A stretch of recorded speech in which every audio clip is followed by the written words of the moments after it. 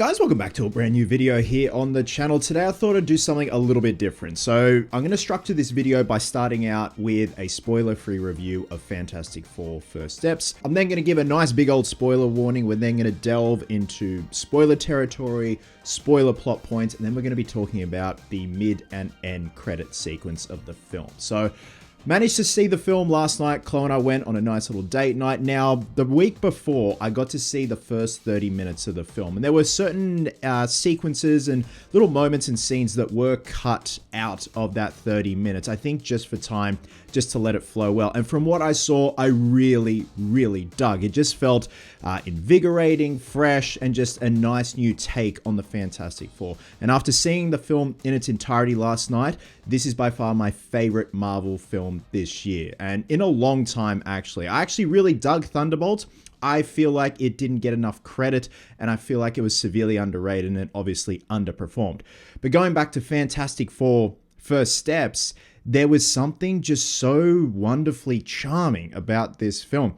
It does have its problems, and I'll get into that, but for the most part, I really love the 60s-esque approach in this alternate Earth where the film takes place. I think one of the biggest standouts to me is the production design, the props, the costumes, everything for the most part seemed tangible in camera. And yes, there is an abundance of CGI, but I feel like there was a mandate to have as much practical on set as possible. And you look at like the intricate workings and details that go into the suits, the space suits, the set design as well. Again, very 60s-esque with a lot of obviously blues, whites, but a lot of like baby poo browns and like vomit greens, stuff like that. And the costuming as well, even the background extras. Now, the basic premise of the film is we have the Fantastic Four that have been the Fantastic Four for 4 years. So they're established, they're beloved all over the world, and obviously in New York, their home. And then we see a threat come to town in the name of Galactus and also the Silver Surfer. So it's essentially putting a plan in place to stop Galactus and have the Fantastic Four save the day. Now, when it comes to the chemistry of the core four, we have Pedro Pascal, Vanessa Kirby, Eben Boss Bacharach, and Joseph Quinn. I really like their chemistry. I really bought into the fact that Sue and Johnny are siblings, and then I also bought into the fact that Reed and Sue are married, and I also bought into the fact that Ben, aka The Thing, is a very old dear friend of Reed's. The chemistry was great. When it came to the casting of Pedro Pascal and Joseph Quinn, it wasn't my ideal choice at first, but I thought they've got the skills to do it. Let's see how we go. And I think they definitely pulled it off. Like, I think they did a great job. I think Vanessa Kirby plays a great Sue Storm. I think my biggest standout is Eben Moss Bacharach as The Thing. I think he did a great job. I like that they didn't change his voice when he's The Thing. Like, we obviously have Michael Chiklis as The Thing, and there's a bit more of a comical, I wouldn't say comical, but a dramatized version with the voice and stuff like that. And he did a great job. Like, he's just in his own world. I also really dug the CGI of The Thing. It felt very real. There were certain times where his eyes got a bit digitized, but he felt almost practical. I like the design. I like they went for the sharp eyebrows, very much akin to the comics. One distracting thing is Joseph Quinn's blue contact lenses. Like, I'm so used to his baby browns that when you throw contact lenses that are bright on an actor that you're so used to having brown eyes, it's very distracting. It's like my wife. My wife has beautiful baby browns. If you threw blue contact lenses on her eyes, I'd be like, that just doesn't look right. Who the hell's that? But I think he played a great Johnny Storm. He had the charisma. He had the charm. He's like a little bit of a goofball, and I like that. I like that they didn't play him as the full-on ladies' man. You know, he's struggling to find a girlfriend. He tries to crack onto the Silver Surfer at one point. Now, the threat in this film, obviously being Galactus, played by Ralph Ineson, which I think is a great casting choice. That dude's voice and presence is just perfect for Galactus. I think one of my biggest gripes with this film is that they set Galactus up as this massive monolithic structure that can destroy a city with a few stomps. And the setup for Galactus is great. The first encounter with Galactus and the Fantastic Four is brilliant.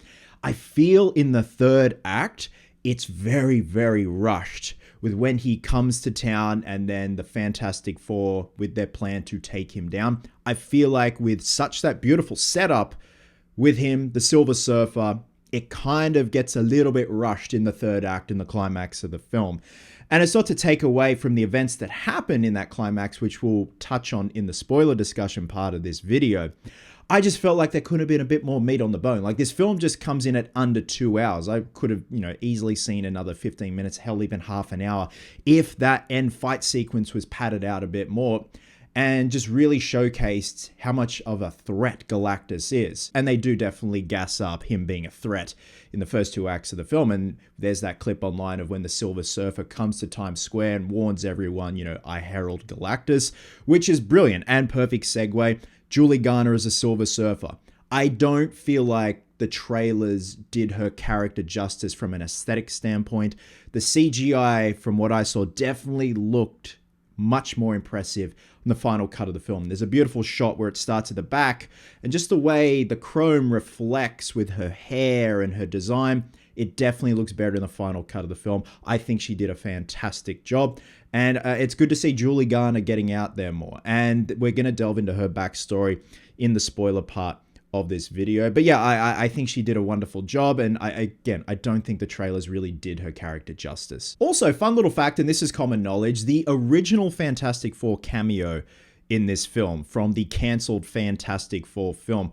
I want to talk about, though, Michael Bailey Smith, who played the Thing in that cancelled Fantastic Four film. He does have a cameo in it. You see him front and center, which is really cool. And I spotted him straight away. I'm like, holy shit, it's you. And I didn't realize he played the Thing, but he also played Super Freddy in A Nightmare on Elm Street 5, The Dream Child. The more you know. Michael Giacchino's score is brilliant. It's lighthearted, it's quirky, it's very akin of the time setting with that 60s era vibe. I think, again, he just hit another home run, much like with the Batman score. It suits the aesthetic of the film.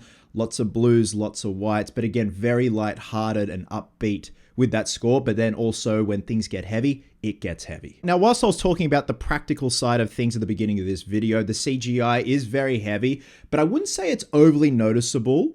With the Silver Surfer, it's a definite improvement from me, from what I saw anyway, compared to the trailers. And Galactus as well. Galactus looked fantastic. I did hear murmurs that Ralph Ineson did actually wear a practical suit for Galactus. He had a whole team looking after him.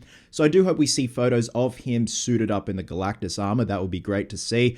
And it's also a good point of reference to get an idea of how to move in that armor. And then obviously they digitize him. And you can definitely tell that is Ralph Ineson's mouth. And his voice as well. His voice is commanding. It's threatening. His presence is threatening. But again, I wanted to see more of his character and more of the interactions and the fight between him and the Fantastic Four in the climax of the film. I heard a lot of discourse with people having a problem with the story or lack thereof. It wasn't exactly a problem for me. I didn't really take issue with it. If anything, the story of how they plan to take down Galactus is very sort of akin for me to Godzilla -1, which I dug. I really dug. So the story for me wasn't really a problem. It's simple, but I also think they've kind of just got to set this world up that's going to lead into Avengers Doomsday. So guys, overall, I really enjoyed this film. It felt like a breath of fresh air. It was invigorating. It was like Superman, very comic booky, upbeat, beautiful. The chemistry between the core four is great. I'm keen to see where they go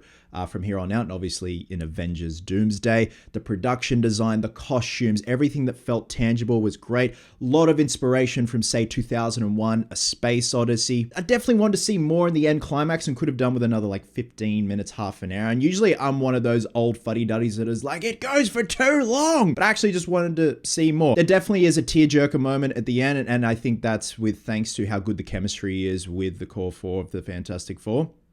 Words. Apart from Thunderbolts, I definitely feel like Marvel's got their second win this time leading into Doomsday and where the Marvel Cinematic Universe is going to go from here on out. So with that, I'm going to be giving Fantastic Four First Steps 3.75 Eddie Munsons out of 5. So now that we've got the spoiler-free review out of the way, let's delve into some spoiler talk and then the mid and end credit sequences. So you have been warned now. Massive spoiler alert. So the film takes place on Earth 828. Now remember that because that's going to come into play with the end credit sequence.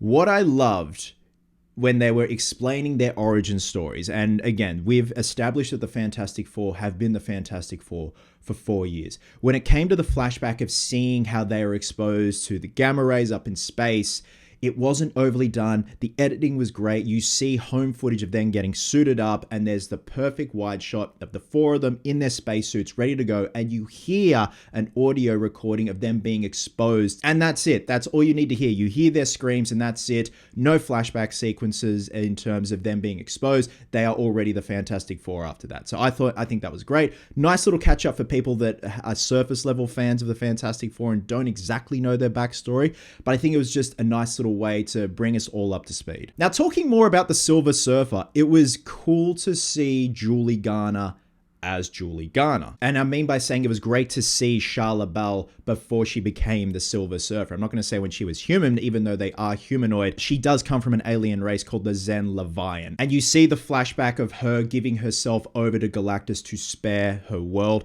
And I love her arc at the end, where she sacrifices herself to throw Galactus into the void to trap him. But we'll get into that in the climax part of the spoiler talk. Now, there's that brilliant scene where Sue gives birth to baby Franklin in the ship when they're trying to get away from the Silver Surfer. It's actually quite a beautiful scene. It's shot well. The CGI was great. And then when we see the Silver Surfer come to Earth and their first interaction with Galactus, Galactus senses something in Franklin, in the child. He's like, your child has special abilities. Reed and Sue are convinced the child does not have any abilities. The child is safe. The child is healthy. And that was their biggest worry because of their powers. Is the baby going to have powers? Is the baby going to have complications? Galactus can see something, wants the child, and will spare Earth. So it's that brilliant little thing of, do I hand my child over and spare Earth? Or does Earth get destroyed and I get to have my baby and we get to go off somewhere else? So then they come up with a plan to trap Galactus and have baby Franklin as bait in the middle of Times Square.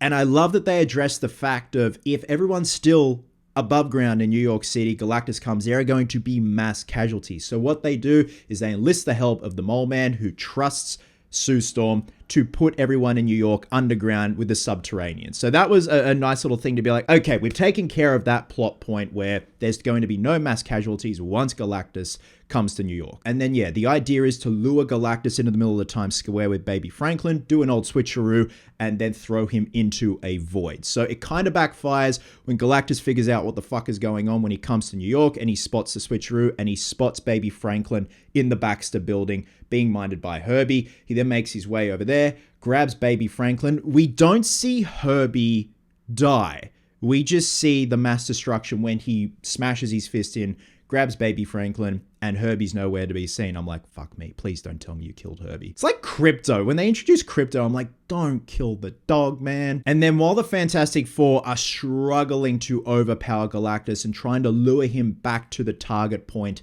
in Times Square, Johnny takes it upon himself to almost sacrifice himself. He leaves a message on his watch telling his nephew he loves him, loves everyone. As he's going in to smash Galactus into the void, push him into the void, Silver Surfer comes in and sacrifices herself, redeeming herself, helping out the Fantastic Four, and pushing Galactus into that void. Because of Sue absolutely straining herself, trying to keep Galactus at bay and pushing him into the void, she ultimately dies. And that's that tearjerker moment where we have the four of them together. Obviously, Sue is dead, but we have baby Franklin as well. And it's a pretty hard moment to watch.